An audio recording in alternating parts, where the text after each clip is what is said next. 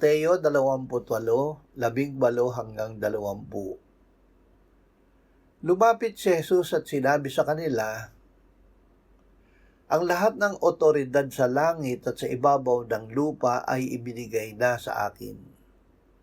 Kaya't sa paghayo ninyo, gawin ninyong alagad ang lahat ng mga bansa. Bautismuhan ninyo sila sa pangalan ng Ama at ng Anak at ng Espiritu Santo. At turuan silang sundin ang lahat ng mga bagay na iniutos ko sa inyo.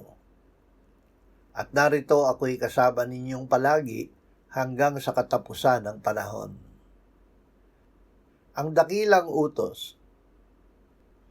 Inutusan ni Jesus ang kanyang mga alagad na palawakin ang kanyang kaharian sa lahat ng bansa, na nagpapatunay na ang orihinal na layunin ng Diyos para sa tao, ang mamahala at magpakarami, ay naisa sa katuparan na ngayon sa espiritual na paraan, sa pamamagitan ng paggawa ng mga alagad sa ilalim ng kapangyarihan ni Kristo.